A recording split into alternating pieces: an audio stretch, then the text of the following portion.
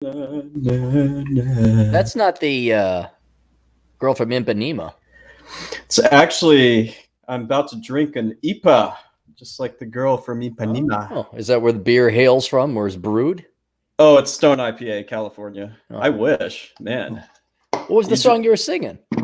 Oh, right before you got on here, there was this. Were you ever a Seinfeld fan? No. I mean, I could appreciate it, and there's some really good episodes, but it wasn't. You guys want the original Seinfeld, or not the original, but something way better. Watch Black Books. That's way better. But yeah, I mean, it's good. I appreciate it for what it is. Oh, okay. Well, I happen to be watching this one. Obviously it's so old. It's from the 90s. And I know it's ancient, man. It's ancient. Yeah. It's ancient. And they just had this one episode. Like, Elaine always had these weird ass boyfriends who always had some quirk.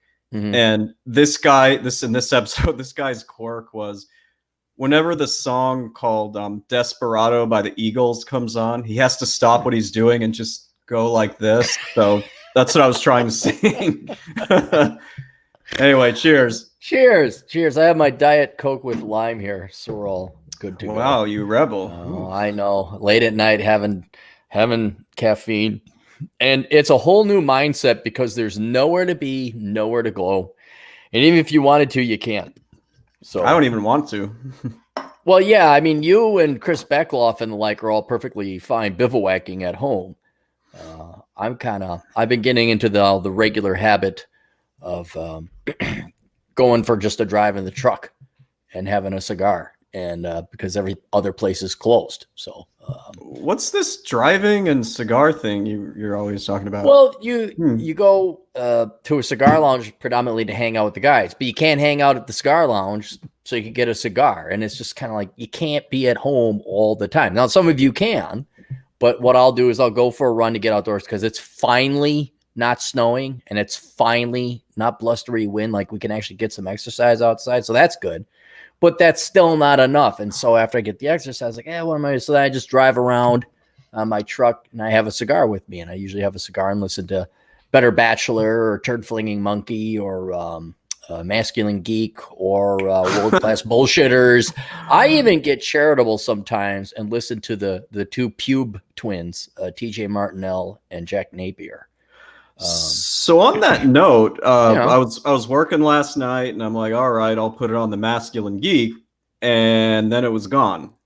Yeah, whatever reason they got axed. That someone filed a complaint, and then upon further review, I guess they were using some language.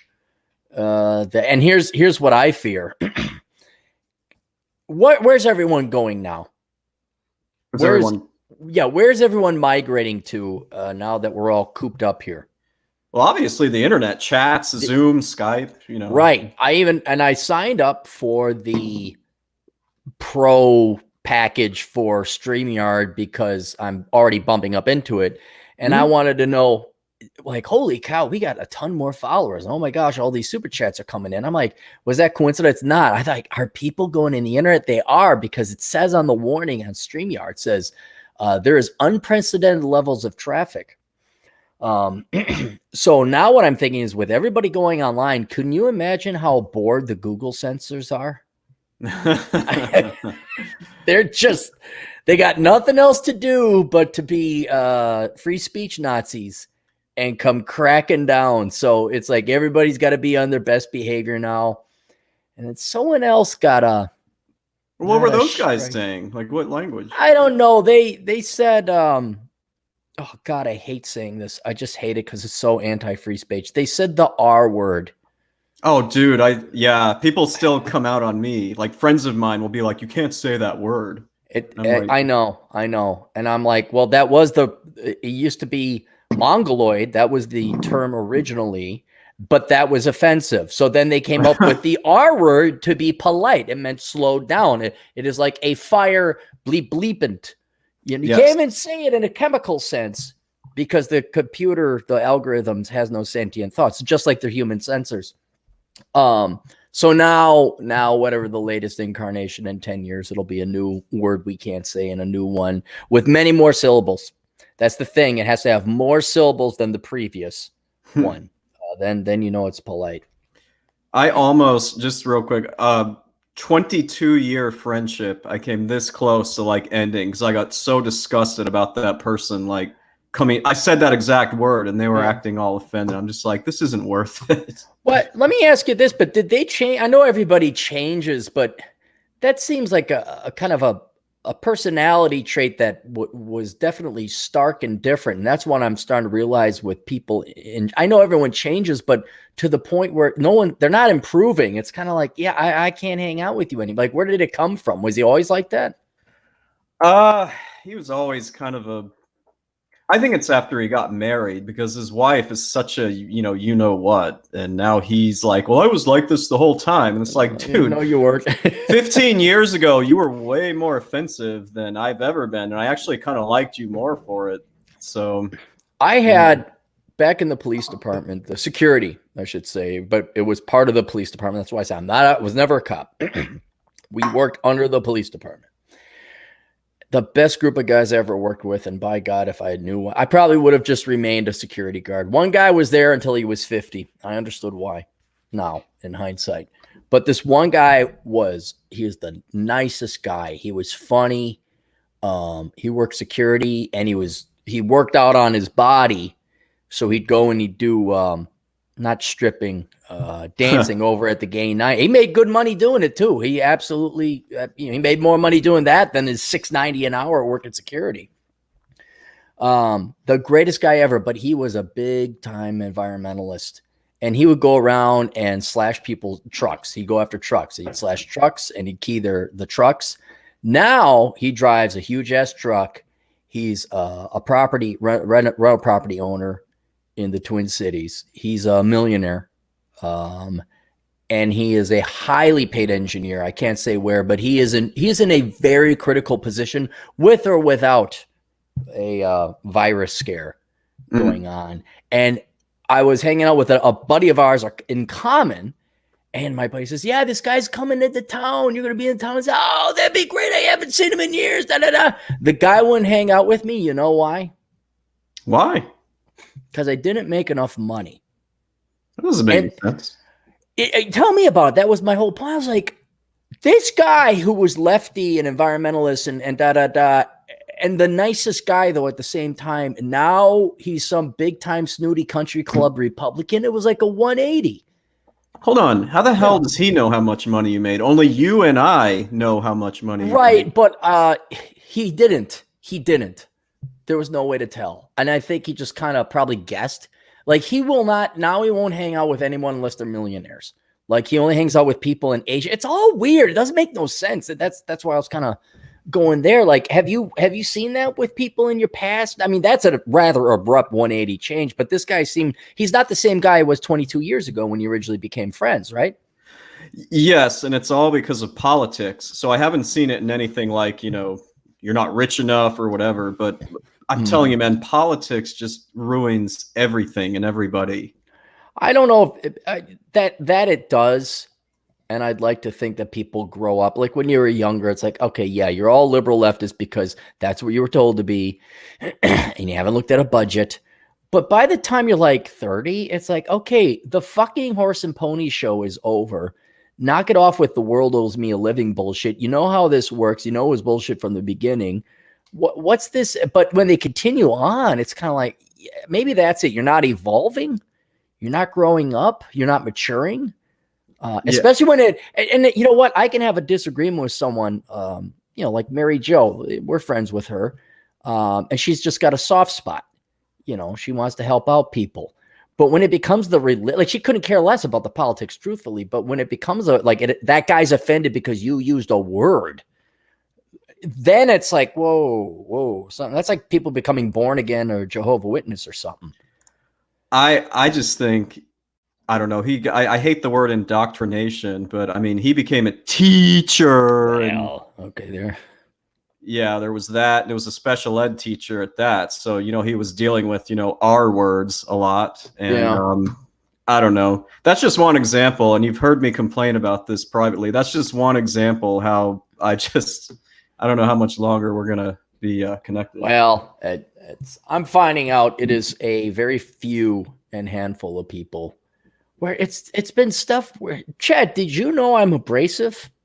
No. Did you know that I've got people where I've said way worse things, have been way more rough and tumble, and all of a sudden they cut me out and they were offended. I'm like, what really? That of all the things I've said, that's what and I'm like, wow, like I thought all my actions and doing all these things and coming to your aid and this one time and that other time and when we, punched each other's shoulders, but apparently not. And it's one of those sad, crippling things where you're kind of like, oh, well, there really is very, very, very little to fight for and to live for. And you're just kind of like, oh, all right. So I kind of, it's like those in the movies, like there's the grizzled sergeant and then there's the young private that gets in and the young private really takes a liking to the sergeant. The sergeant pushes him away. Fuck you, kid. Why? What did I do? He's lost too many of you. It's kind of like that where it's like, fuck it. Yeah, we could be friends until you leave. Yeah. Okay. Yeah, it'd be great until I don't know. I say something when I'm drunk and it offended your mother. All right, fine. I don't know. Yeah, man, I'm at the point where things are getting very, how shall we say, location independent, as I've been telling you about. So maybe I can find a few more clients who I just mesh with a little bit more instead of having to be around here all the time. I still think you got a critical mass of location independent clients you can go. You got the green light. But and above all else is because you have no expenses. Well, the other thing is that what this taught, like you nailed it. You either said this in an article or you actually talked about it in a chat. There's a lot of silver linings to this whole like shutdown thing, social isolation. Yeah. Even some of my like hardened, we have to meet in person clients. Now even they've like learned, no, we don't have to meet in my office because we can get it done without that. It's like the great and merciful Corona-chan has foisted this reality. Are they older? Yeah, but not old enough to where they should be sticklers about this. You know? I've seen some of those charts. I'm like, yeah, I bet you some. It's not even the boomers. What it really is unfortunately the silent generation. It's 80 and up. I know everyone picks on the boomers for this, and it does disproportionately affect the boomers. But the ones that are really getting slammed are the silent, the 80 and up. And those guys, if I don't want to learn the new technology, like, fuck it. How do I do this internet thing? What's a webcam? All right. Me and Tilly and Gertrude, we're going to set up a blog and podcast and we'll pay our banking online and everything. So I'm sure that all these boomers who couldn't figure out Excel, I bet you they're figuring out real fucking quick now. And I just want it on record. Both of my parents are not boomers, in case you didn't know that. Aren't they? Nope. Isn't your dad and your mom in their 70s? Yeah, but they missed it by a year or two. Did they? 44, 43? 44, 45. I think boomers started in 46. And my mom was born think you are right. December 45. You're right. Yes, I think you're right. That technically is true. Let's be very clear. It's not like, oh, you were born this year and between that year and this year. Well, fuck you. That's not what it is. It is the personality traits of a generation as a whole, and you judge people on the individual level. But if I hear boomer, I'm like, well, you better start talking some really serious shit, because if you say, how do I open up a PDF file? I'm like, hope you get the Corona-chan visit, that kind of thing. So, well, what I was going to tell you, more funny is that my sister and I both missed being millennials by 1 year and 2 years. So like worked out perfectly. Otherwise it couldn't hang out with you. Yeah, I might have said a bad word. God, did you get your check for hanging out with TJ and Jack Napier? Do you get your extra government check for hanging out with them? Spending time with the handicap? Because nobody you get your charity check for hanging out with those guys, right? I thought you were talking about some of your super chats. I don't know. I think Juan, we can pick on Juan too. But getting back to our discussion about this internet thing. So not only am I wondering, are the YouTube censors and the Facebook censors going to go on a witch hunt? Because they literally have nothing else to do. Like if that's going to be a wave coming down. But StreamYards was talking about unprecedented traffic and expectations of slow. So we may have to switch to audio only if we start getting a little bit jittery. But the irony of ironies that this is now almost a recession-proof or corona-proof industry. Is if you're an online internet guy, or you have your services online, or you're in an industry that can be done online, people are like, nope, keep that shit open. We need the GDP and the taxes. I'm kind of curious if the infrastructure, the internet infrastructure, can handle all this traffic, because all the traffic has gone from the roads to the internet. And so I'm really curious as to see, a lot of people are lining up at this gas station. A lot of people are saying hi. A lot of people are. So there's Chad, you know how bored they are? Oh, and how bored are they? They're so bored. They're tuning into you and me. And they're giving us super chat. I mean, that's how bored. That's how. Before there's only 21 of them, so Hey, I'll take them. We're a good show on the internet. Oh, you see what I paid for gas today? I did. I thought maybe you were in South Dakota or something. No, that's over north side Twin Cities. $1.09. $1.09 gas.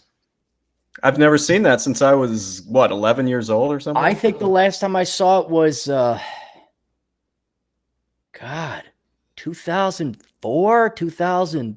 No, it had to be even before that.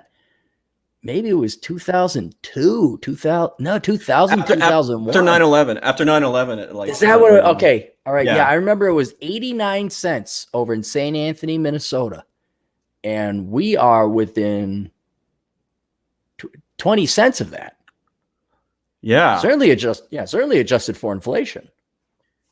There are some good things happening right now, but you just can't say that it's good because it'll offend somebody. So well, okay, but we're on this show, so I mean, exactly? What's the other good? What's the other good silver linings? We're allowed to curse, so I just want that on record, right? Right. We're allowed to curse. Well, fuck yeah. Where are the silver linings? You said there are a bunch of silver linings. What? So lower gas, like now people now. But I'm kind of stealing from your article here, like where now people don't have to attend college. They can just do it online. Same with telecommuting, no one has to go in. There's no traffic. For my business, dude, I can't tell you how much better this has been because I get so much better to do it when I don't have to meet people. It's great. I know. And have you poked your head out? Now, well, you got a different state law than we do, but I don't know. But there's a ton of families walking around. Yeah, people are going outside. I went for a jog, even though it was kind of shitty tonight. And it's like, hey, there were other joggers. Not everybody's just sitting around, watching TV. I've God almighty. If you don't die, you are going to come out of this way better than you were before. I just hope we remember and keep the lessons. Like, I don't need you. Oh, darn, Chad, did you know there's no March Madness? Did you get your brackets? Man? I miss basketball. All you douchebags with your fucking brackets right there. All you what are you doing without them now? Like, what are you doing without watching tall, skinny guys that had more talent than you? What Another silver lining with this, because I've struggled with this and I've come to you about it. Yeah. There's no sports ball. So for me, I don't have to, sometimes I get into sports ball. Now I don't even have to worry about it. It's not around. The temptation's not even there. And you're stuck with two good-looking girls in your apartment that just want to hang out with you all the time too, right? No, they don't want to hang out with me all the time, but they're pretty cool. Okay. It's kind of like Three's Company. I don't know. Yeah. Yep. Okay. Good. Well, yeah, no, there's plenty of stuff. I'm just going to... And you're not getting cabin fever yet or anything like that? No, because I go outside for at least an hour a day running around. And sometimes I just do it in the morning too. So I'm getting some fresh air. I do miss the gym a little bit, but I'm all right. What about the big sweaty guy pedaling next to you? Do you miss him?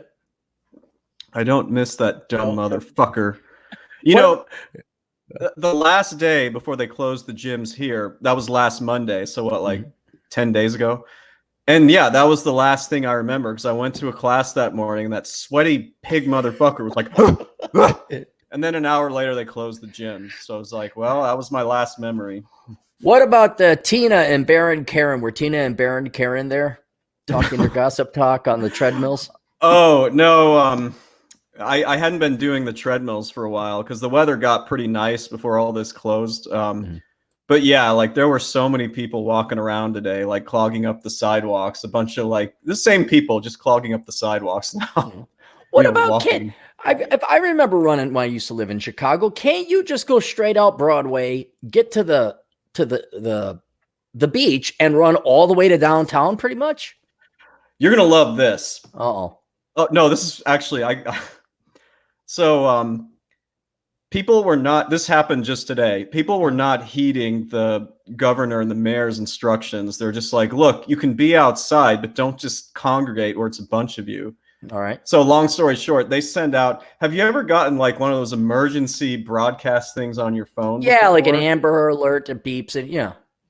They sent one at 3:21 today, and it scared the shit out of me. It's like, whoa, because it made this noise, and it was basically an emergency message saying, "The Lakeshore front has been closed. All the parks downtown are closed. Nobody is allowed to be there." And it was like very serious. Well, where are people in Chicago supposed to go to get out in the air in the open and not congregate in groups of people? What, they're supposed to like be on the streets? I guess. Can you? I mean, you don't have to read this, but I want to show you how. I guess you can't see it. I can't read it. Go ahead, read it for us. It says, okay. Effective immediately, Chicago lakefront, adjacent parks and beaches, the 606 Trail and Riverwalk are closed to the public until further notice when it is determined this degree of social distancing is no longer required for the safety of Chicago residents. Do your part. Stay home. Save lives. That's what it says. Better be a lot of bodies in the street. That's all I'm saying. They now keep in mind, I don't pay attention to the news, but I am reliably informed by someone who has no reason to lie whatsoever that our governor said something like they're thinking about converting stadiums into ICU units. And they are estimating in Minnesota 2 million out of our 9 million population are going to get the disease. And 77,000 are going to require medical attention. And there's only 300 or less than 300 ICU units. So now they are rushing to convert everything into an ICU unit. And like I said, there better be people in those in the stadium. The schools better be turned into hospitals. There better be a bunch of what's it called? Ambulances going down the road, because if there isn't, this is one big ass lie, or one great overestimation of this disease. It's a lot floating around out there. Like I don't know what to believe, man. Like Italy and then here and all the time. I go out every night. In addition to going to the grocery store and checking out the aisles, keeping a pulse on the finger of the supply of America, which we're fine, by the way, so far. I also go online and see what the death rates are. And, deaths are going up. Infections are going up. It's all exponential. But then I look at other countries down the road that are further down this rapid. And now there's a slowing of the first derivative, even a tapering. And China, if you believe the figures, it's nothing's happening there anymore. They're almost back to normal. And then I look at who is it killing, and yeah, a lot of people could get it, but you know what? For guys like, if you're under 60, you're fine. You can look at multiple charts show you this is very, very low chances for anyone who's young. If you're under 60 and you actually make an attempt to take care of your own physical well-being, you'll be fine. That's kind of a big if, I think. There's a lot of lazy, obese. That's true, but even with those data include people who do not keep themselves healthy. I mean, that includes it. So let's remove those people who are unhealthy. It gets even more microscopically small. You need to be old and frail or otherwise compromised to really have this be a threat. So yeah, maybe we're all sick and feeling ill for 2 weeks, but Well, one thing I've seen an uptick on, I don't know if you've seen this. There's been these like Facebook, some Instagram, even some Twitter posts. They're like, this doesn't just affect older people. I had a mid-30s male that came in and he died, an hour later or something. So, Good. That one anecdotal bit. I'm sorry. I'll go with the World Health Organization and I'll go with the CDC and I'll look at their statistics, or the NHS. I'll look at their statistics. Yeah. I'm sure someone who is 30s, with my allergies and my cough, I could be susceptible and not know it. But so far, I'm sorry your friend died. Terribly sorry. That's one data point out of millions. So I just not losing sleep over it yet. Not losing sleep over it yet. Well, I just sort of feel like even if I do get it, it might be uncomfortable, but it's actually not going to stop me from being able to earn a living, at least for now. The hangovers I've endured, I'm not afraid of this thing. I'm not. I don't want to tempt fate, but honestly, I'm not really either that much. If you said, "Oh my God," it's fine. But right now, the data, not news reports, not anecdotes, not stories, the data, I'm not worried about it. This is why I love it, because most of my clients are millennials, and most of them I'd rather not see in person, and they're scared to death of this thing. So I'm just like, all right, I'm not going into my office until first week of April at the earliest. Send me your stuff. Boom. Yep. I'm gonna go clean the motorcycle, get it ready, maybe go for a ride later. Not tonight, but tonight. Wow. No, not tonight. No. It's almost gonna break 60 here in the next couple of days. Is the GF not there right now? No, she's here. She's sleeping. Oh, okay, cool. In case the masculine geeks are listening, I gave her a foot massage. I rubbed her feet today with oils, with stinky good oils. Well, I thought you were going to say you got her to sleep by playing an episode of The Masculine Geek from further back. No, TJ wasn't in that one, so she was actually kidding. I'm kidding. I'm kidding too. No, they always give me guff like, "Oh, you got to get your wife's permission. You can't do it." So now it's just going to agitate her more that I gave my girlfriend a foot rub before she went to bed. Well, I've heard a foot rub can lead to other things. Not at this age, no. not this many years in, no. It's just. Well, let's get to some super chats here real quick. I got some news articles we could talk about. All right, let's check the super chats. I'm glad you guys tuned in, by the way. I know this was kind of short notes, but we haven't done one for the Older Brother podcast in a while. And I did want to test the internet. I want to test this time. I want to test my upgraded plan over on StreamYard. Go ahead, Chad. Get DJ. DJ Aftershock for $2. Dude, bro, I'm eating wings at the bar. I got hammered. Which bar? Ooh, I was gonna say, aren't any bars open where I know?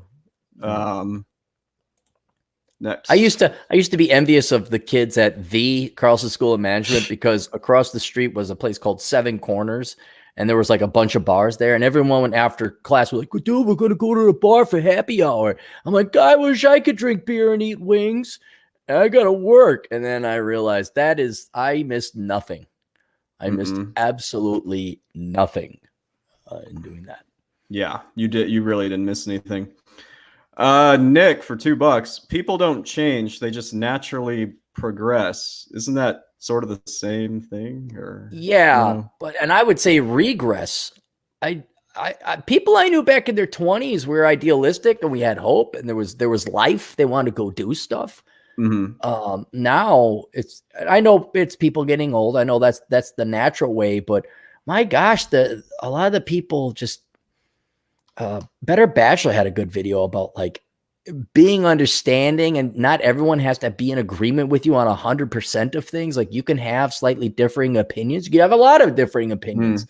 I think it's slacking. Just I haven't seen his videos in a while. I need to get back he's doing his thing. He's got to deal with his folks who are old and he's quarantined up. But his point still stands. And I had people that we disagreed with politically, but they're still kind of cool. And now, holy cow. I mean, like I said before, I think it's the fervency when it becomes religious, where all of a sudden, Chad, I'm going to tell you how to speak. And I'm going to be a literal Nazi, a literal tyrant over your speech. Instead of like, once again, do you hate people with mental disabilities, Chad? I mean, they probably hate me, but no, I don't hate them. No. But you see, well, we've had the conversation before. Yeah. So I don't know if people really progress. I think they just get old and bitter like me, but then they don't go out. Well, how do you explain that certain few who honestly do an entire 180 on something, if you have any people like that in your life? Well, that was a rare one. The instance that I gave you, that's very rare. And usually it's triggered by something like somebody finds religion. A stripper all of a sudden becomes a housewife. And Rouge, man. Well, Rouge, no, I think he's been intellectually consistent this entire time. I think he's always been evolving. It's been a journey for him. And when he got to when you get to the end, and you finally figure out women for what they are, there's more important matters than chasing tail.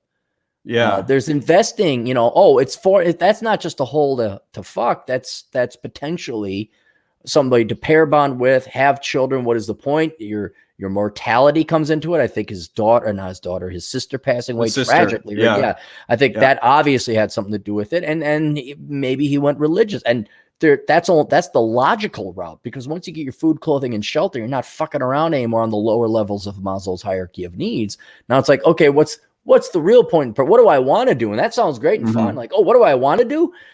Then all of a sudden you're like, oh my God, everyone's plugged down in the lower 3 levels. No one asks these esoteric questions. You're all of a sudden looking at the abyss, and you figure out not only how lonely it is, but how few people even get to these pointing questions. They're all stuck in poverty. So I'll give Rouge more credit than the average person, but it's I wouldn't say utterly predictable, but it's very logical. He ended up now going after the religion pill, if you want to call it that. So, because it's either that or nihilism. And nihilism, I struggle with that sometimes. Well, maybe find religion, but that's the irony, isn't it? Oh, I'll just find religion. It's like, well, if you don't really believe it, you're really faking it, aren't you? And you know deep down inside you don't believe it. So it's hard. It's hard. But I'd say it's impossible. Like, you know what I found, like when I was having that cancer scare and actually looking at mortality in the face? Stoicism. Like the Stoicism. Because it's more empirical, it's more logical. And you derive facts and truths and bits of practical wisdom that you could apply to your life and your thinking. And that actually was very calming. Whereas you go, literally, I could walk up to my dad, right? Pastor, master's in divinity, maybe doctorate, I think. I mean, this guy studied, pastor studied the Bible. Give me the proof. It's faith. No. Then you don't have proof.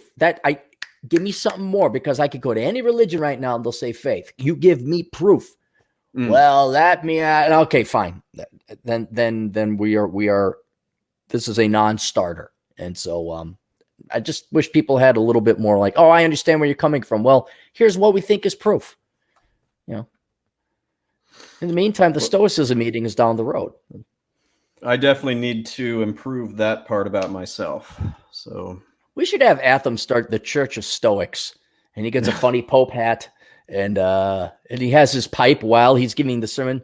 You see, man, it's very easy to relax and take it, but you have to not be angry. You just have to have a girlfriend from Asia, and you have sex with her, and then you smoke your pipe, and you'll be fine. Simplified. Yeah. Oh, you got Disco Devil. Disco Devil. Where? I need you to click. I got up on the screen. Oh, there it is. Yeah, yep. I got it. LA is now drivable. Perfect time for a $2,000 Corolla, or a 2000 Corolla. Yeah.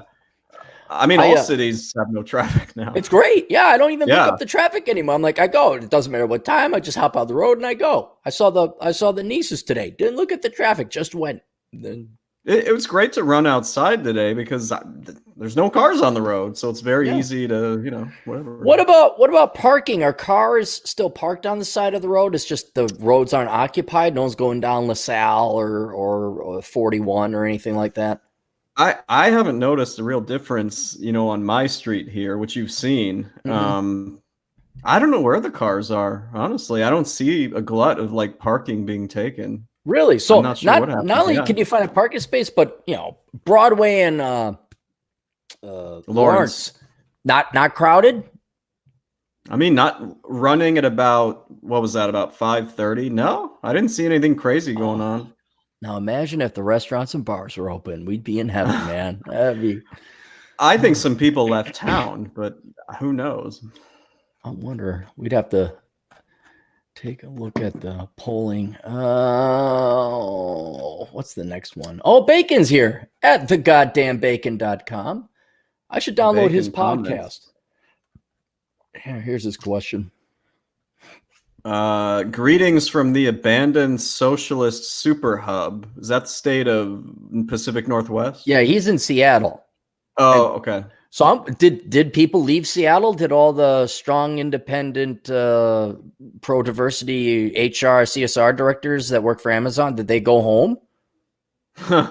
I just know that this whole thing kicked off in Washington, in the Seattle area. You knew that, right? Let's take a look. Yeah, that was like ground zero, they said. Let's take a look at Seattle for the U.S., yeah. They traced it back to one. Yeah. Wow. So there's no traffic in Seattle. There's always traffic in Seattle, except now, look at this. It's all green. I mean, same with Portland. My brother-in-law was like, yeah, there's no traffic here anymore. Hang on. Let's look up traffic in Los Angeles. Oh.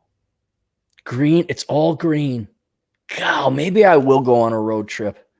That doesn't sound like good social distancing. Well, see, here's the problem. I got to go cross country, and I'm wondering if I could come up with a really good reason. So if I drive out to Vegas, you had to meet with your accountant. You're not in Vegas. But if I say, oh, I gotta work on this house, I gotta help a buddy of mine or something like that, right? I can't fly. I gotta take the car because I'm practicing social distancing. I'm only staying at certain key places. I mean, who's gonna stop you? I don't think anyone's gonna pull you over. What some guy, some cop in Nebraska? Oh, I see you got out of state plates. What are you doing? Going to Colorado? Why are you going to Colorado? Oh, I got to take care of my cousin out there. What's your cousin's name? And how are they going to prove my family tree? Not only are they not going to do that, I don't think they're actually trying to bust you. They just want to make sure you're not going to spread something or something. Sure. I don't know. Sure. Lincoln, Nebraska. I just want to hang out in Lincoln and put my hands on doorknobs. I want to go to a Nebraska Cornhuskers sports ball game. Oh, they canceled sports ball. Let's see. Is that bacon again? Yeah. $5.56. New show for your entertainment. Nations under lockdown. Laughter at Humanity show goes global from the local park extravaganza. Even Napier was on. How did Bacon get Napier on when Bacon is broadcasting from the park?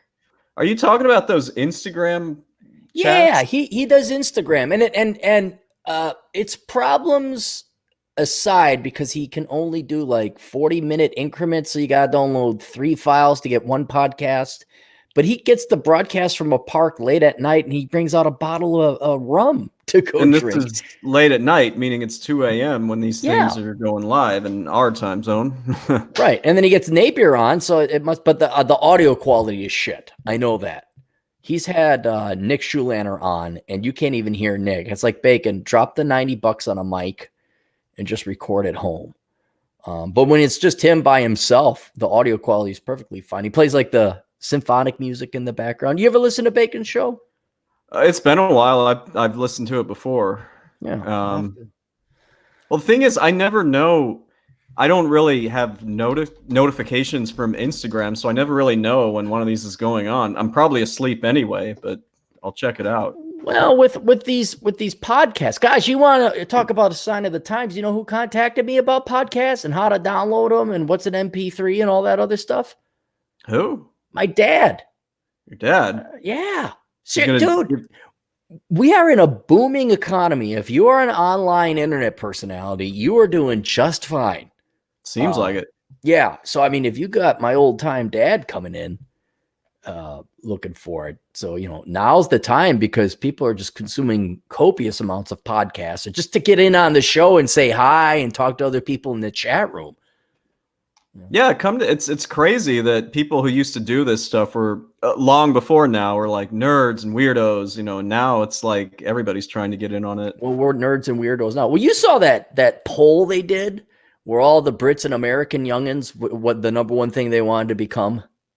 Was it like an internet celebrity or? Yeah, they want to become YouTubers and influencers. And then they showed China and South Korea, and it was all like astronaut and engineer and, and surgeon. And I'm like, I wonder which culture is going to survive the best here. And yeah, I wonder why certain countries are handling this supposed virus extremely well.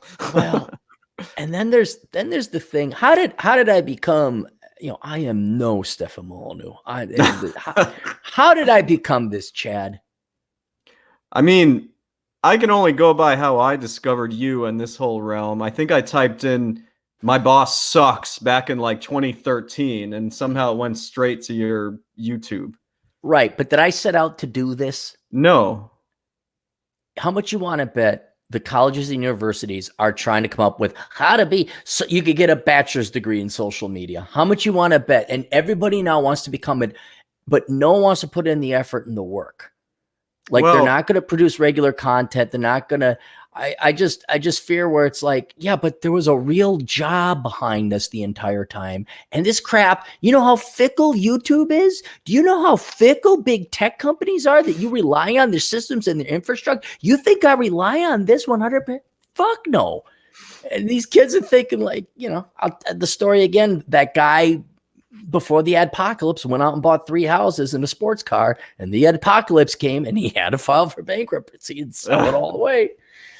Yeah. So, well, I mean, like, I don't see how colleges can really try to push that, because then the clever response is, well, why do I even have to come to your school, come to your class? We can just do all this online. Right. And hopefully that's what the great and merciful Corona Chan has taught them. But these kids, I've figured out, even on a more pure level, the college is just an experience. It's just an experience. It's a party.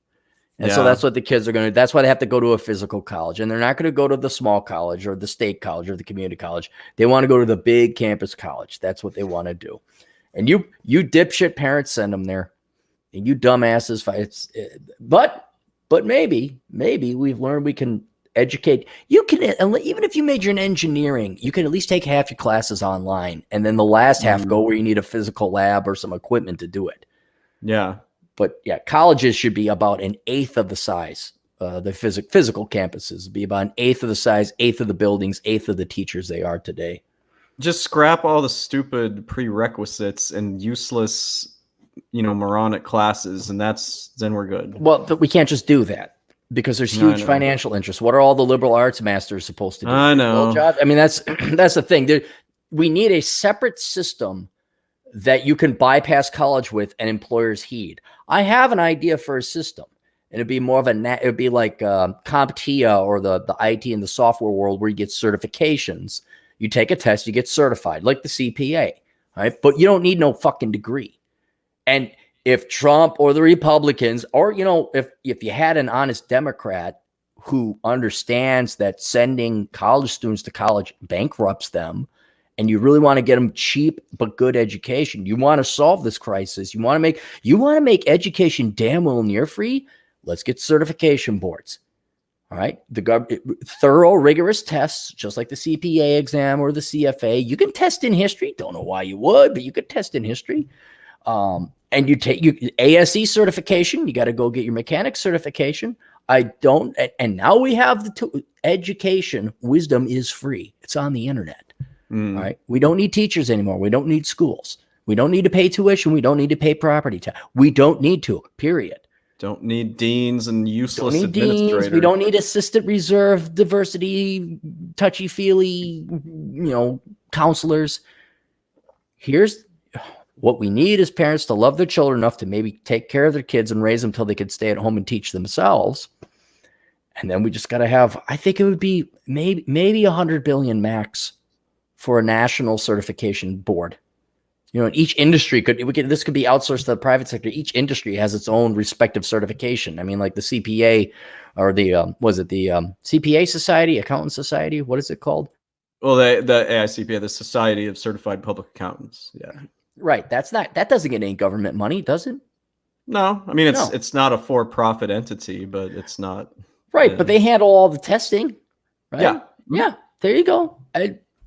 But no, kids demand their college experience, and worthless, no good, parasitic fucks in the form of liberal arts grad students and graduates need a government make work government job so they can be employed while charging $300 a credit for their bullshit, for their completely worthless, unnecessary, bogus fields.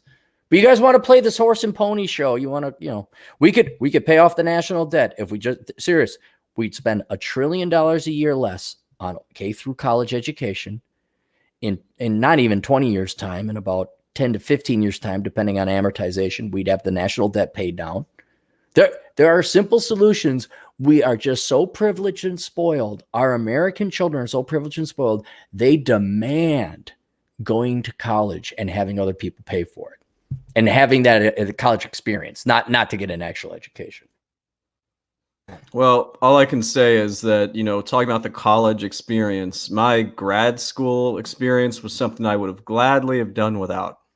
Yeah, but a 17-year-old doesn't know that. Oh, I know. Yeah. I know. I was excited to go away for college too, but yeah. Oh, I was excited. That was the only thing. That was the only thing that got you through. A lot of young guys, a lot of young gals, the only thing they have to look forward to is college because that's all they've been promised. Right. And then when you get there, it's like one of those horrible sci-fi or horror films where it's like, if we just get to this place and you get there and the aliens blew up the place. Oh, we're screwed. There's nothing here. They killed everyone.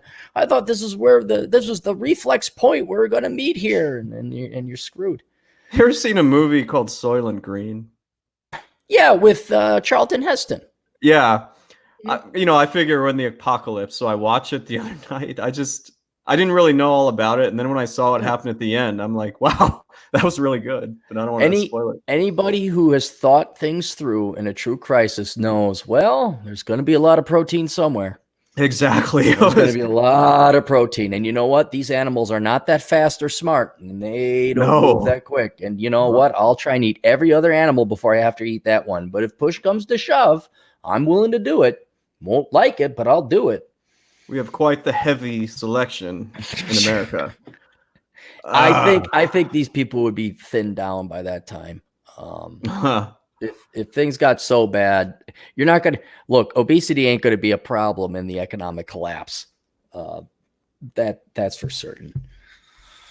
Bacon, another $2.23.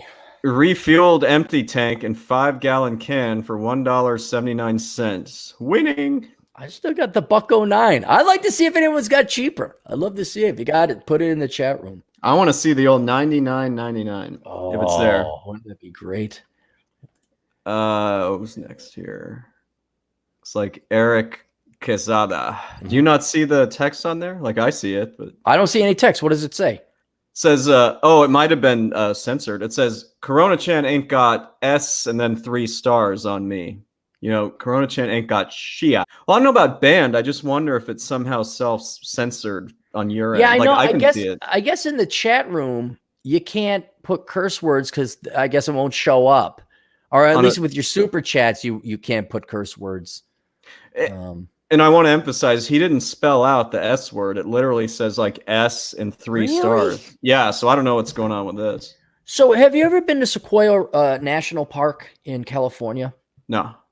This is where those big Sequoia redwoods are. Mm-hmm, sure. The problem they were having, now thank God they're both located in California. So in Silicon Valley, where you got all your YouTube and Facebook and Reddit, you got all the sensors there, right?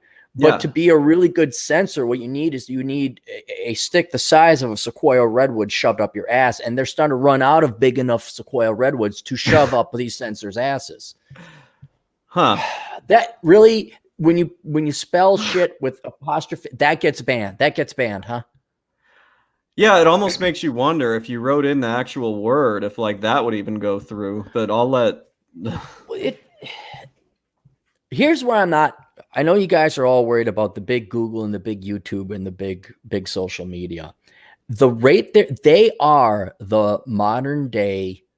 You remember the uber Christians in the 80s and 90s who were against heavy metal rock because it was the work of the devil. the pearl clutching, the religious right, but the extreme religious right. You know, they were moralizers. They would, you shouldn't listen to that devil music. That's what YouTube and Google and all these censors are, and they are going so extreme. They're going to alienate anybody.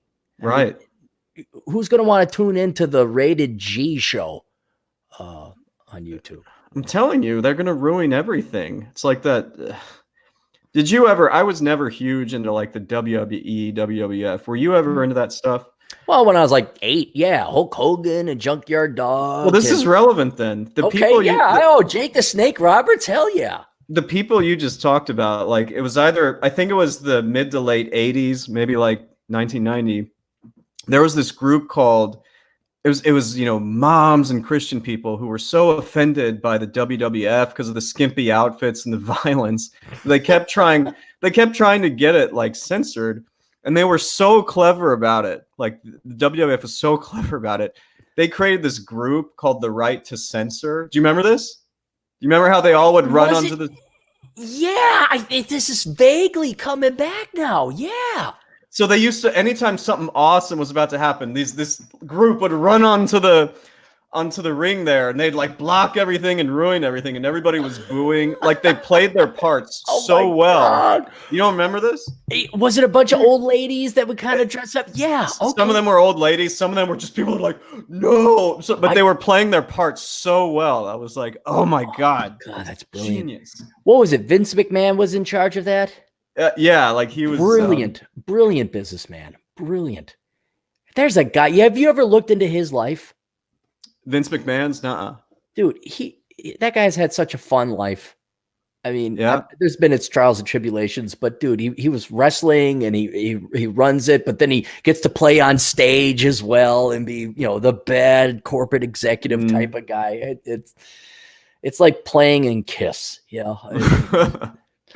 Here's what Eric Casado sent in. Wait, I don't have hold on. I don't have this one, man. Like I've got him doing the blotted out one. Oh, wait. Okay. No, I got it. Wait, where's that 199 one? You didn't go to podcast assistant training school at your MBA program, did you? No, well, that might have been an actually worthwhile. See if you had that. Yeah, gosh, isn't that true? Think about this, like just a basics 101 seminar on podcasting, like, okay, bandwidth, things like that. You go in for a day seminar, like how do you become a podcaster? Dude, that was way, way, way more useful than the business ethics class I got a C- in. It would have been, seriously, we've said it before, don't go to business school. But seriously, a one-day seminar on podcasting is going to prove more helpful in your career than most business school and business classes. I'm going to go a little bit further. Undergrad, business, whatever. Make sure you concentrate in something useful, like, I don't know, accounting. Do not get your MBA. Your MBA, no. Well, don't you have to kind of get it now to sit for the CPA, or can you get like a? You can do a master's. You can do a master's where you only have to be there for 1 year. Don't do the 2-year MBA. Don't do that. Okay. Eric Casado, $9. How to become an MD with a low GPA? Well, you got to get to med school. Well, it reminds me of that joke. What do you call this one? What do you call the person who finished last in med school? A dentist. Oh no, a doctor. Doctor. Well, I didn't want to. We got a good friend who might not. I know he'd appreciate that joke. That's what do you call somebody who flunked out of med school? A dentist. A dentist. What do you call the lowest GPA who graduated from med school? Doctor. Doctor. Right? Yeah. No, you just get you apply to med school. If you don't get into med school, then you don't go. Actually, the places in like the Virgin Islands and some of the other places, you don't have to do very well in undergrad to go to med school there, from what I understand. What hang on, we got our buddy Atham in the house here. Let me hit the can here real quick. Disco Devil. I just want to, do we have this one? Which Disco Devil is next. Is he next? I think so. Hold on one second. All right, let me hit the can. I'll be back in a second. All right. All right.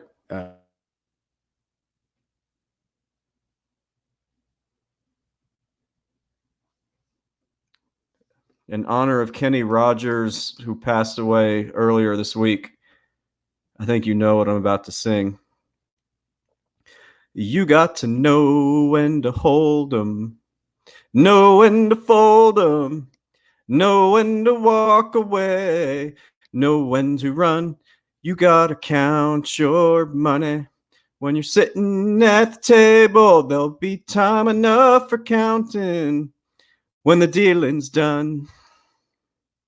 On a warm summer night. I don't know the words besides the chorus, but man, I was actually pretty big Kenny Rogers fan. I kind of hate that his death got lost in all this Corona chat and bullshit.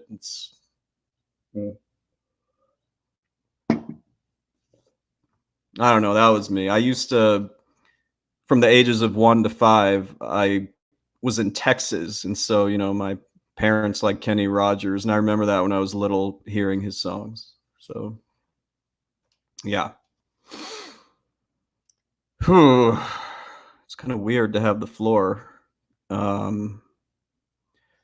What beer should I get after this one? I got a Stone IPA here, and I'm gonna have one more. But I stocked myself up with beer because I was like, if I can't go anywhere, I may as well get drunk at home or in a podcast. Yeah. Corona Extra. Nice. I've never liked Coronas. Oh, good. You're born back again. Woo! Who's up for a run? Huh? So just one thing. I hate that this got lost in all this dumb virus shit. Mm-hmm. Did you ever like Kenny Rogers, the musician? Isn't he still alive? He died earlier this week. Really? Oh, yeah. And it kind of got lost in all this stuff. Oh, so no, I didn't. Who was the one? Know when to hold him, when to fold him. That's Kenny Rogers, man. Is that Kenny Rogers? While you were taking a piss, I sang that chorus. Oh, poor guy. Yeah. All right. Well, yeah. No, I didn't hate his music. It's a good song. Yeah. I've karaoke'd it before while drunk and other stuff. If you go to LA, pay me a visit. I'm your second biggest fan. I should do an LA thing because there's Luis out there, who's the Mexican or Latino version of Chris Beckloff. And yeah, he's like into comic books and video games and stuff like that. And then he's not that far away from Elena, who's Chris Beckloff's destined wife, future wife. Oh, yeah, they're like totally perfect for each other. But the problem is they're so perfect for each other. What's their favorite thing to do? Sit around and watch comic books? Stay in and not go anywhere. Read comic books? Yeah, not go anywhere. So stay at home. So he's in Philadelphia and she's over in LA. So, well, there you go. But this is the greatest time for people who like to do that because now we're in the majority. Oh yeah, they're doing fine. They're having a grand old time. Like they're not panicked at all. But I'm just saying, for love, for them to ever get married and name their children Aaron and Aaron and Aaron, that's not going to happen because they'd have to like get out of the house and one has to go to the other or something, or meet in Nebraska, perhaps one of the two. Can I share something personal with you? Well, me and only the entire internet. Yeah, all 34 of us watching. All 34, right now. Right. Just real quick, I told you something a little bit about this on the phone, a night or two ago. Mm-hmm. There's this one client of mine who, from the beginning, I was like, yeah, she totally wants more than just me to do her taxes. Mm-hmm. And so it was only a couple weeks ago where our paths crossed for the first time. So this is funny. Wait. Only 2 weeks ago, your paths crossed the first time? So I met her a couple weeks ago in my office. Uh-huh. Yeah, to do her taxes. Yeah. Oh, okay. All right. You haven't known her for years. No. No. No. All right. Yeah. All right. So, we actually had plans to hang out. I was like working a lot of hours, beginning of March, whatever. And so I was like, yeah, I'm working late, X night. But yeah, let's get a drink after that. Well, guess when they decided to close all the bars and restaurants in the city of Chicago. So what we have done, and I guess you can make fun of me for this if you want, is we'll basically do this, like what we're doing now, except we'll just be sitting here drinking and like it's almost like we are at the bar, but we have to do it noise. At home. Yeah. So I'm like, hey, this counts as a date, doesn't it? And she's like, hell yeah. So my new argument is, why not just do that instead of going to like a loud, annoying bar, when you're first. Mr. Elkins, I have a question. Sure. Mr. Elkins, why don't you just go to her place or she come to your place for a cocktail? Well, I thought if I had been a little forward like that, maybe it wouldn't have been a great idea. But to answer, now is not the time. You're saying that's. But to spoil the ending, I think that time is probably coming. Oh, I see. So this was quote your first date, and it had to be online. But we've had two or three. Well, two. We've had two of these now. You see what I'm saying? Yeah, I think you can move to the next stage. We're gonna have to start coming up with negative base numbers because, like, you didn't even get to first base here, but to go online to meet on a date, that's got like negative third base, and then negative second base would be like you're on your second date. What? But What? two things. One, we weren't allowed to go out anywhere. I understand. And two, and we kind of fleshed this out when we were texting. She likes to do the same stuff that Beckloff and that girl you just mentioned, and even to some extent, I like to sit here and drink. I'm doing it right now, so she's like cool with it. I'm cool with it. So is she also into comic books and the things like Beckloff and World She's not that much of a dork. Oh, no. Okay. She does God. Well, she does like Disney a lot, and I was like, really? But yeah, there's a good story for that, but I won't share it because it's a little personal. I have only the utmost of faith this will have the same level of success as the previous girls in your life. I have the highest of hopes. Well, plot twist, those always ended in something good. I'm not saying the journey wasn't worth the path you took. I'm just saying the destination. It just well, then before we move on, let me hit you with this. Late 20s were politically aligned, and well, I feel pretty good about it. So anyway, the fact you have someone who's politically aligned already puts that woman, especially in Chicago, in a very rare category. If I recall correctly, she is a professional. She does have a real job. Oh yeah. Okay, so that's legit too. Yeah, man. No, all the stars are looking good. They're all looking very good. There's always.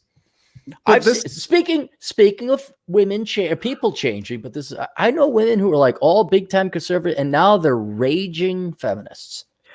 So it could be she's just taking the shape of the glass that you want her to have. Dude, that's not it. Okay, she's legit.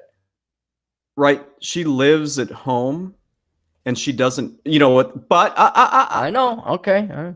She doesn't have to. She's doing it to help out. Remember, I know what she makes. Like, she does not have to do this. Okay, so that's good. That's good that she's all right. Everything looks great. Yeah, just don't get your heart. We didn't like it when your dauber was down the last time. Yeah, I know, but I guess I was thinking about this the other day. It's like, why should I be pissed off what's happening right now with like not being able to go out and do anything? Because I seem to be thriving in this environment, even right now included. It's adapting. It's adapting to a new environment. That's what it is. And I'm sure we'll be fine. And then, I saw some kids. I drove out to St. Paul earlier today, and these kids were on their bikes. I'm like, these kids are going to remember this as the happiest summer ever because it's basically 2 summers. They got spring and summer off. And they're just going to look back at it fondly. Like, remember that time the adults said to go home? We could study online. We did our homework in an hour. Then we went out and played the entire time because our mom was drinking heavily because we were there. I gotta admit, I feel a little bit weird being one of the few people who hopes this thing like never ends, or at least doesn't end for a long time. What would you do without going to like O'Shaughnessy's or the Golden Nugget? Well, fuck. I mean, we'll have people over. We can always go to other people's places. Someone can pick up some beer. Somebody cooks some burgers, That's what they do in Finland because everything's so expensive. Everyone just goes to each other's house. There's no going out in the Nordic countries. I mean, it's expensive, but you can do it. Well, I'm failing to see a negative. Obviously, this isn't going to last forever, but, there's a lot of positives to it. Yeah. So, well, there's our buddy Atham. Yeah, you can't see that farting teddy bear, but I assure you it is there in the chat. Take a screenshot of it and send it to me. I'll do it right now. Okay. Print screen. I'll tee that up for you, but yeah, it's there. Oh. Hey, Safety Doc is in the podcast. Safety Doc. Yep. Dr. David Perodin over at Safety PhD. John Steele is in the house. Oh, you didn't see that earlier? Yeah, John's hanging out. Yeah, I kind of just screened for the donations because I don't want to. Ray John's here too. Oh, Is here he he? is. I didn't see him. Ray John's a communist. No, you're not, Ray John. If you're a communist, you wouldn't be able to tolerate this podcast. Okay. So who's next? Oh, okay. That is Ray John. Yeah. I didn't even see that. Joshua Landrum for $2. Keep the beard, Chad. Millennial biatches love it 100%. Yeah. What do you think? Somebody, listen. The last time we were doing this, I like to read the comments. Somebody in there, it's like, he looks like a hipster. You know, insulting word here, insulting word there. Personally, I think this looks pretty good when I maintain it, but I don't need to maintain it because I'm not doing anything. So right, if you get a good 5 o'clock shadow or a trim beard, it's good. But if you get this standard millennial thing, if you saw me 2 days ago, you would have been like, "That looks really good." Okay, I'm just saying. Yeah, I'll keep it maintained. And you know, Chad, yeah, you want a $180, 5'4", liberal arts, tatted up, nose pierced millennial girl, right? Millennial girls love it, right? I hope she's from the Pacific Northwest. Yeah. And yeah. Disco Devil, $2. Seriously, try LA because traffic is slow. I have money. What? Well, I think everyone's saving money because you can't go out to the bars or the restaurants. Right. Yeah. Again, how is this a bad thing? I get it that, you know, people are losing their jobs, blah, blah, blah. But I'm sorry, in my personal, you know, solipsistic world, I feel bad for the service industry. So I go to this coffee store and I always go in and buy an espresso and, you know, give them a tip because they're open. I like espresso. But yeah, it's I can't spend my money on restaurants. There's no bars anymore. You can technically get carry out where we are, probably where you are. Yeah, but see, then you're facing, why do I want to stand and wait that long for the carry out when I could just go to a fast food joint or go to the grocery store at the deli and get it? Dude, this is what I was that ABC interview. All I did was be like, yeah, it really sucks for my service clients, but my life's going great. Yeah, no, it's going wonderful. LA traffic is slow. I think we're caught up. Cool.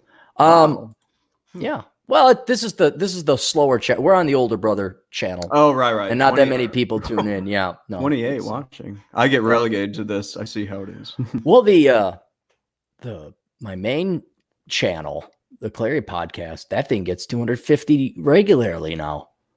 Yeah, we should do another stream about how dating sucks. You'll get the whole internet paying attention to well, you. but how many times do you want to do that? I was just appalled at it. No, I'm with you. What was new about it is how bad the situation is. Every time I think it's about as bad as it can get, and I've accurately diagnosed it, and then I get data that makes it even worse. And it shocked me. And that's why I did that podcast. But yeah, I also want to build up this channel as well. So if you guys haven't subscribed, go ahead and subscribe to this one. And I will always tweet out and Facebook out when I'm podcasting, whether it's on this channel or the other one. But yeah, this is kind of like the backup channel and not as cursy and kind of nicer. But I do, and I have a second brand called Older Brother. So I've been not out of want or desire, but I've been neglecting the older brother stuff simply because I've been too busy with all this other stuff, just keeping up with the news and everything. I think Ray John gave us another one here. Yeah. Shout outs to my buddies, Kevin, Brandon, Alan, Marcus, Chris, DK. Yeah. Shout out. These are all the guys. These are all the brothers we got there. Well, let us go to an article that I found. Would you like some good news? Can I? Are we going to be on here enough time where I can have another? Or are you thinking go off soon? Well, pour yourself another. I mean, we'll end when we're not going to go that long, but then you got half a beer left. Sure, I'll be right back. You should totally drink by yourself. All right, we'll see you later. I do try not to do that. Little does he realize he is drinking by himself. Oh my God, if this has come to that where it's like, well, as long as somebody's on the internet with me, I'm not drinking by myself. I guess we might as well go through the sponsors while Chad is away. The Catholic Red Pill by James DePrisco. If you happen to be Catholic or you know somebody who is Catholic and needs the red pill because feminism has infiltrated the Catholic Church, unplug them. Get them the Catholic Red Pill, written by James DePrisco. You can find that on Amazon.com. I'm going to put a link to a seminar, an online seminar, obviously, because we can't do them in person anymore. But David Barnett over at businessbuyeradvantage.com, he has a seminar coming up. We're going to have the show on Monday. Not the seminar, but we're going to have a show talking about buying property, or not property, businesses in a recessionary time, which is usually the better time to do it. You don't want to buy when business is booming. You want it when they're desperate and bleeding money. And they save no money because they spend it all on a $60,000 truck. So that will be coming up, but I provide the link there below to that seminar. This isn't the word here. Here we are. There's How Not to Become a Millennial. That book is available for sale. Written originally by me, edited and audited by Vince Barrick and published by Vince. Take a look at that. If you are a recovering millennial and you want to figure out how to salvage basically the last half of your life, because you've obviously pissed away the first, how you were lied to and everything else too. If you hate boomers, there's 7 whole chapters that just rip the boomers apart for the shit that they were. If you are a Gen Zer, that's what the book was originally intended to do, to say, look at this destruction in front of you, fellow Gen Zers. Do you want to make that mistake? No, you don't. Learn from the mistake of the millennials. And then anybody else out there who likes the politics and economics and philosophy of like, God almighty, look at what we did. We tested every major sociological, communist, socialist. We don't need, basically the main test, the main sociological test was, we don't need dads. We don't need the nuclear family. And the millennials are the first generation to I know Gen X, right? I got it. But we're like that small. And we're just a theory. We're a myth. Gen X is a myth. But you want to see the first generation brought up on a steady diet of the government is your savior and socialism. You look at the millennials. They're so duped and brainwashed. They think socialism is the answer when all they followed was socialism. So get that book. It's very intellectually stimulating, and it's something to read while you're all quarantined. Better Bachelor. Go to Better Bachelor over on YouTube. Visit Joker. He is the jazz station of the Red Pill community. And they get the rest of my books, which includes Reconnaissance Man. What's this one underneath here? Enjoy the Decline. Bachelor Pad Economics. Curse of the High IQ. Worthless. The Black Man's Guide Out of Poverty. And my best of books. I'll show you them here. Seriously, if you're looking for something to read, some of my best work is just the best of my blog. Get that one. Love Letters to the Left. It's not all my best work is books, or I'm sorry, titled books. It's just the compendium of my best blog posts. Jack Napier's reading through those. He wants to read through them and do a review. So that's kind of nice of him. And then, The Penn's Principle, written by Randy Bentwick, basically how not to become Me Too'd. Adam Pigot's website, Pushing Rubber Downhill. There's a podcast you guys can binge on, and a book to read by the same name, Pushing Rubber Downhill. Check out the website, the book, and the podcast by Adam Pigot, Pigotttisgay.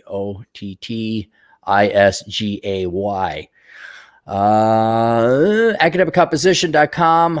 Since everyone's taking classes online, how the heck are teachers going to know if somebody else wrote your paper? And you should have dude, you know, it is serious, Chad. Do you know how many professors and grad students and masters and doctoral candidates have hired academic composition? I mean, at least they know what it's really like in these environments. Nobody gives a shit. I'm sure you got 1 or 2% of the professors out there that are old school and care. I'm not saying go and say, yeah, I paid someone else to write this paper. These guys, all of academia is fucking bullshit. They're all scum. The MBA professors we had, to their credit, they basically didn't care if you were cheating. They were basically like, just make sure we can't figure out that you did. Right. Yeah. And what was commonplace, at least until people figured it out in 10 seconds, was people would just copy and paste a paper they found on the internet until someone could Google it and find that paper on there. These are authentically written new papers. So hire academiccomposition.com to write your papers for you. Or if you want to be a writer, Alex is always hiring. Go to academiccomposition.com, contact Alex, tell him Cappy sent you. If you're a client, tell him Cappy sent you. And he's always looking for marketers and writers. Chad is writing about Marxist international intersectionalism, poor woman, man bad, vagina power. Is that fun? I mean, in a millennial ironic sense, it could be, but for me, no, that's not fun at all. It's not fun writing other people's papers, but it's a way to make money remotely. So if you happen to be one of these unfortunate people who are laid off, but you can write because you went to college and you majored in the liberal arts, you know, that now this is, you know, another silver lining of the great and merciful Corona, Chan. You don't have to physically work at a place, but you can write papers for Alex. Seriously, he should see a flood of people applying. We have Poor Rich's retirement. We did wrong. The League of Extraordinary Podcasters. We got 405media.com. Since you're going to want to tune in, you're going to want to have a lot more podcasters. Here we go. 405media.com, financialsurvivalnetwork.com. Silvio Canto's Canto Talk, CANTO. O'Shea Jackson over on YouTube. TJMartinell.com, World Class Bullshitters, blackbrigade.org, The Masculine Geeks on YouTube, Entrepreneurs in Cars. Who's that guy, Chad? Oh, Mr. Richard Cooper. Oh, is that Richard? Is that guy? Oh, okay. He's got some good stuff. You've been on him once or twice. I may have heard a thing or two from him.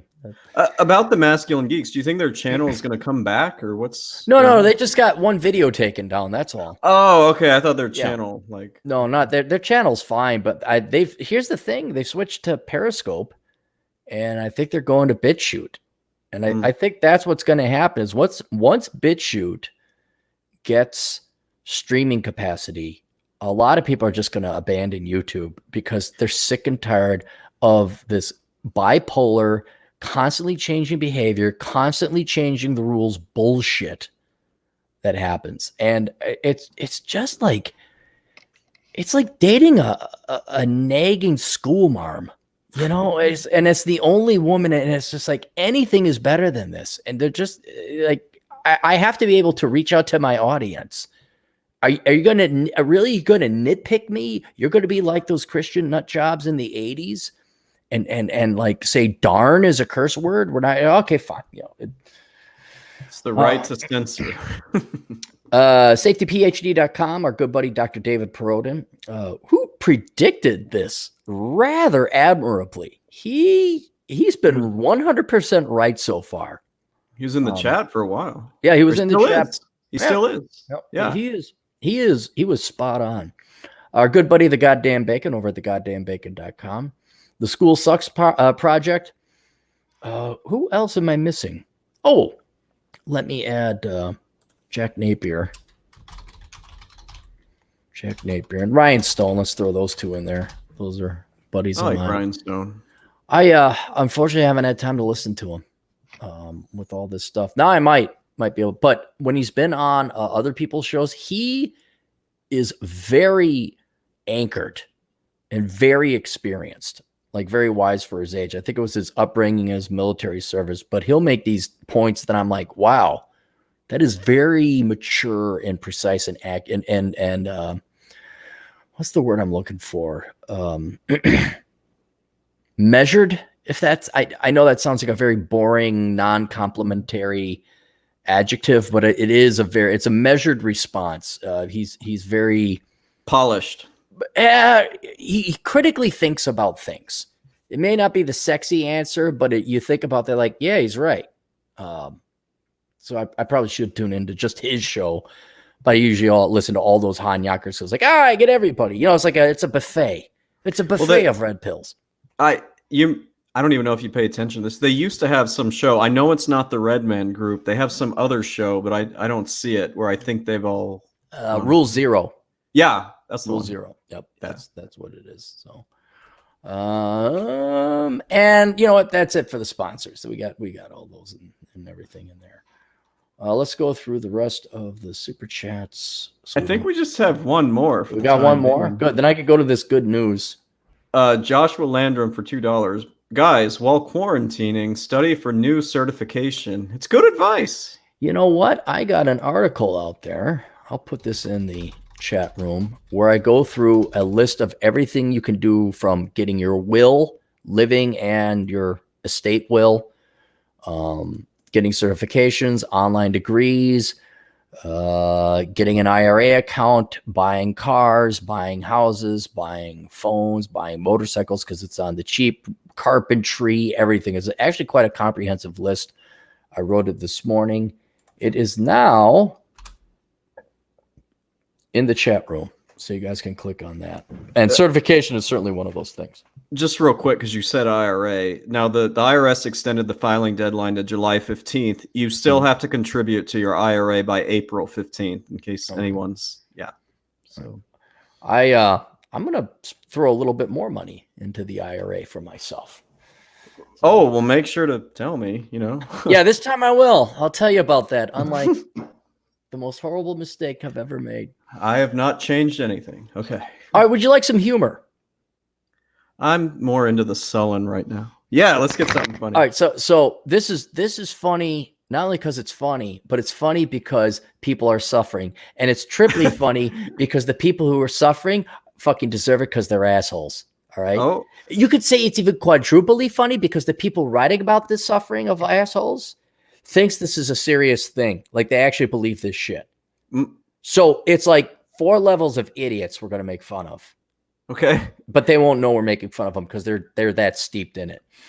From peoplesworld.org. This is a communist workers website, of which this thing has no comments. Venezuela announces 6-month rent suspension, guarantees workers wages, bans layoffs. And I'm trying to figure out if peoplesworld.org, now that I think about it, before we go any further, let me make sure it's not a spoof site. Peoplesworld.org. Let me check that out. About progressive change. Oh, here we go. Peoplesworld.org. Successor to the Daily Worker is a Marxist and American leftist national daily. Okay, so it's legit. It's legit. Why the hell do they have our governor on there? God. Who cares? So the title alone, Venezuela announces 6-month rent suspension, guarantees workers wages, bans layoffs.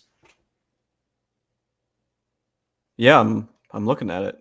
Right. Why is this funny?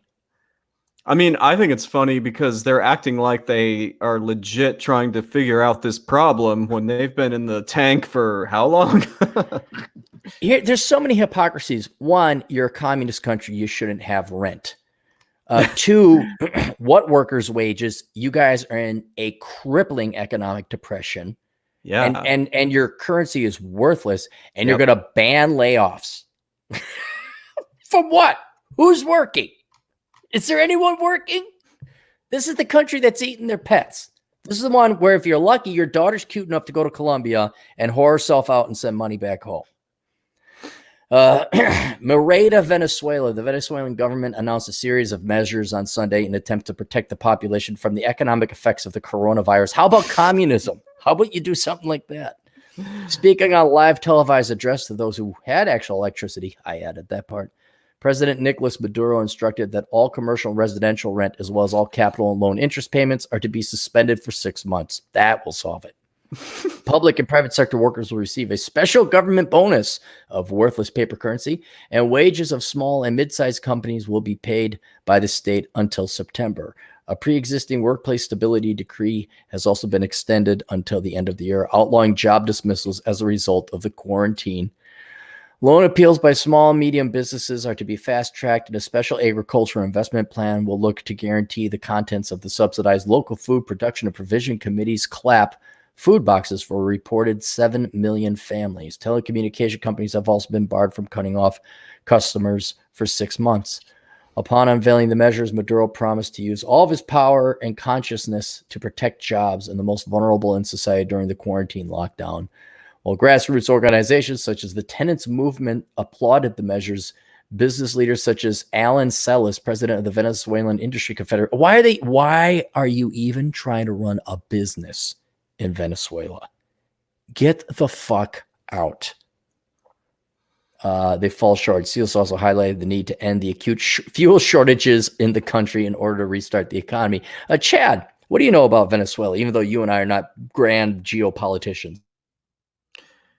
I know that this is the most telling comment I can give. While the world is getting fatter, the average weight of the citizen in Venezuela has gone down by something like 10, 15 pounds in the last few years. Let's talk about the fuel shortage. What's the problem there? So Venezuela has ample opportunity to actually make up for that shortage. I think it's like the Conoranco or Conocono Basin or something like that. Mm-hmm. They have plenty of fuel.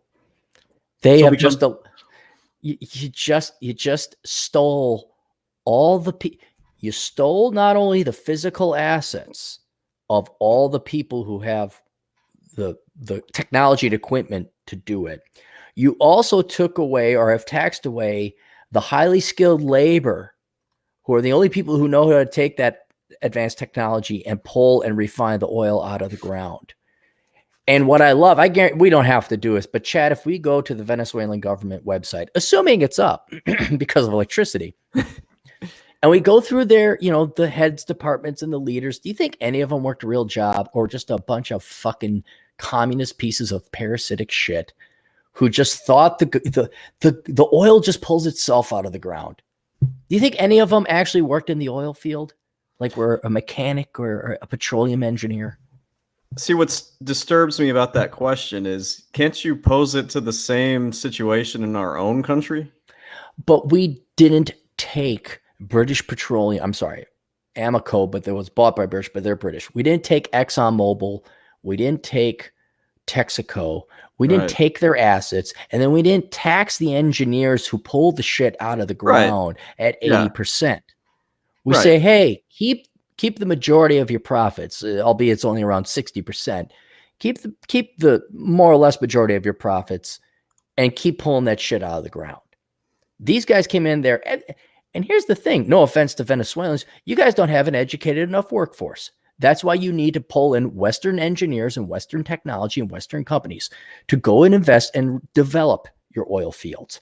So what do you think the Venezuelan government did? I guarantee you, Halliburton, what's it called?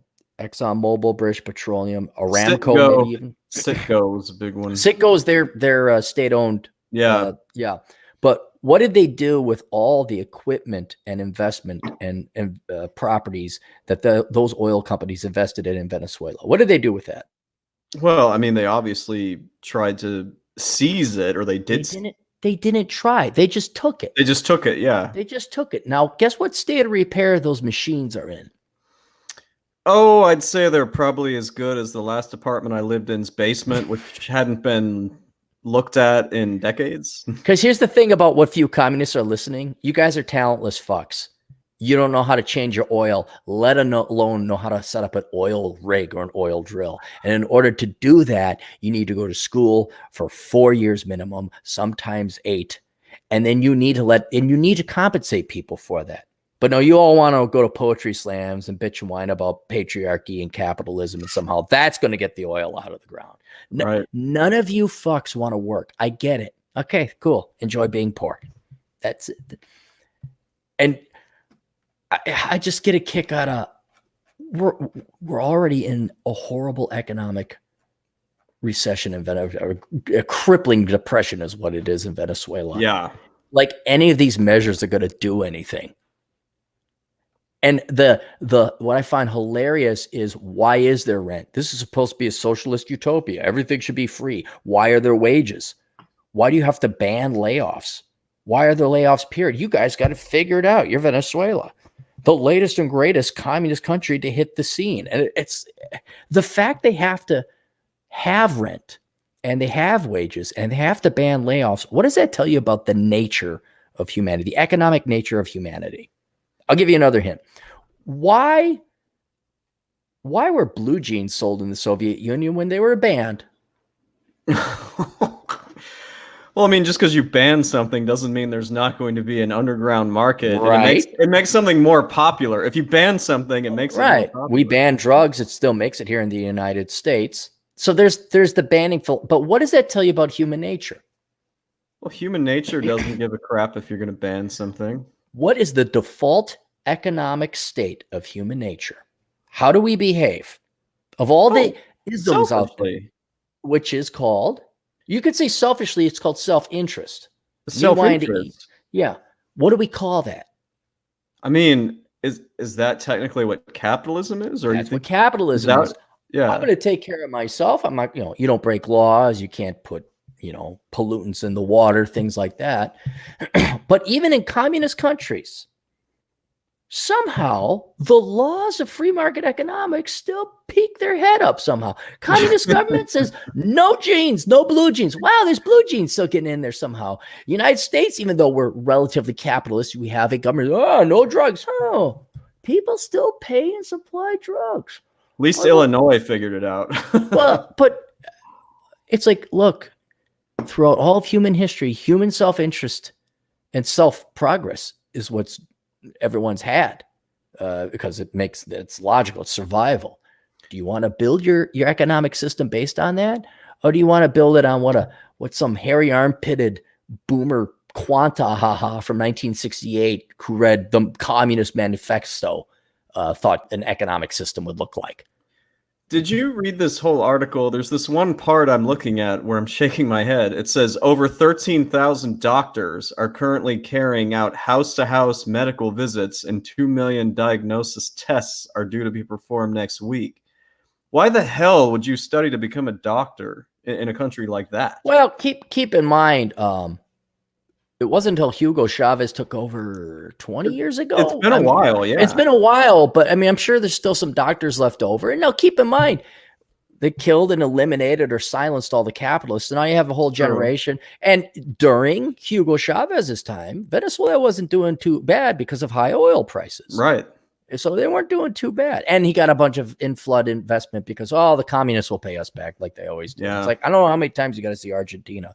But where was I going with this? The investment. Basically, capitalism, no matter how socialist, communist you try to make your society. I was going with the doctors. There's still a generation of doctors who were educated in those, but now you have a generation of doctors who were brought up under Hugo Chavez that believe in this hokey pokey Karl Marx bullshit. And I'm gonna, they think they're all Che Guevara because he was a doctor too, and they're gonna save all the. Well, if I have fun. If you really want to save lives, you know what you do in Venezuela? You freaking get rid of the system and let people. You get rid of communism, have private property. You have rule of law, but I gotta read this one line just because I think it'll make you laugh. Very end of the article. Finally, the government has demanded that U.S. authorities lift unilateral sanctions against Venezuela, albeit for 48 hours, to allow for the return of 200 Venezuelans currently stranded in the United States. Yeah, they're begging to get back to a place. Bet you, they want to eat their cats. Yeah, American cats aren't as good as Venezuelan cats. So I just want to read. We don't have to read the rest of it. No. All you white people in the first world who point and try and defend Venezuela as people are dying and starving, go fuck yourselves. You're just evil, spoiled little brats. You're the epitome of privilege. It's crazy. Our buddy Atham for $2. He's got a simple solution. Oh, I have an idea. Let's ban the coronavirus. There we go. See? That's why when I run around the park, it says this is a gun-free zone. It's like, oh, now I feel relieved. There you go. We just, dude, why didn't we think of that? If only.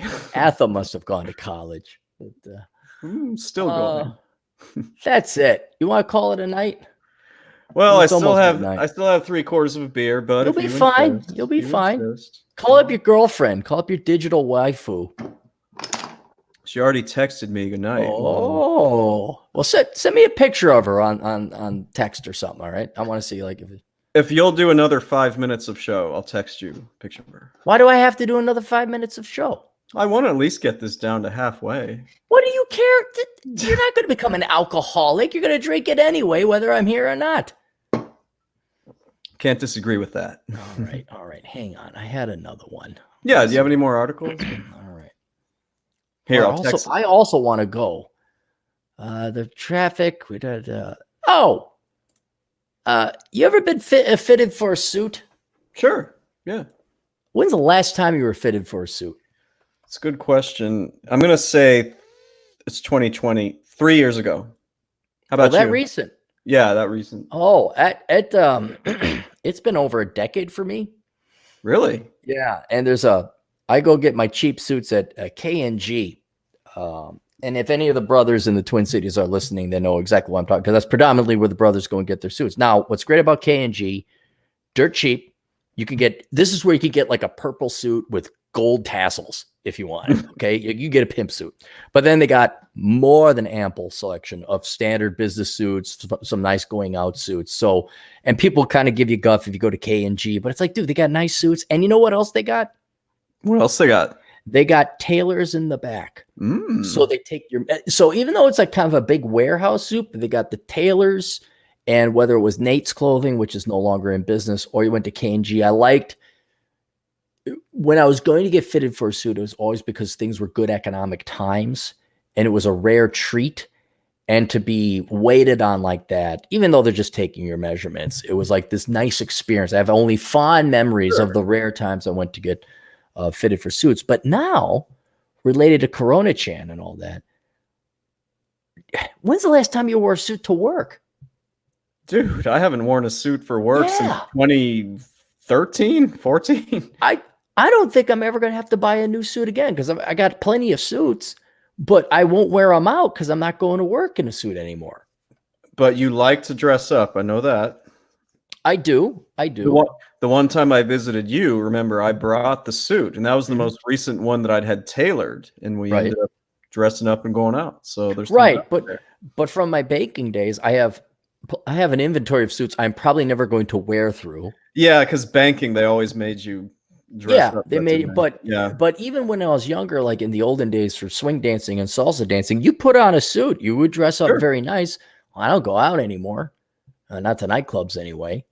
And I'm just thinking like, wow, and I'll wear a suit occasionally to dress up for dinner, but I think the days of going and getting tailored for a suit are gone, because people, dude, beforehand, I already had this observation. Like, people working online, people don't even wear suits to work anymore. It's all business casual. Millennials are coming online with their fucking discs put in their nose and their earlobes. They're not going to wear. They don't even know how to tie a tie. Yeah. But those days are coming where it's like, you don't go in. And that's another thing I like about K&G. There's always a very polished, dapper, elder gentleman with the measuring tape. Hello, sir. And what can I help you? Just like this grandpa figure, like this father figure you'd kind of look to. And he was always dressed real sharp. And that is going to be gone. And I don't even know if a generation is going to have that anymore.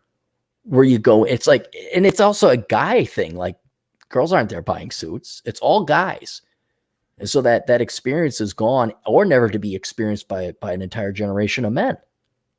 Oh, you're always going to have the holdouts who refuse to submit to this, tennis shoes and jeans. And, what was that look in the 90s? You wear jeans, but you wear a sport coat. Like, terrible. Oh, that was the comedian look. That was like Seinfeld. Yeah, Seinfeld was known Dennis for that. Miller, Seinfeld. Right. Yeah. No, man, I still like the suit, but very few people wear it. Now, I bet you go out and you wear a suit, the younger kids look at you like, oh, well, look at you, grandpa. It's like, this suit is... People wear suits. Doesn't this look nice? Oh, get a top hat with that, grandpa. It's like, yeah, okay, you with your fucking refugee clothes that you got over at Ragstock. Have you seen the girls with the shredded pants up in the front?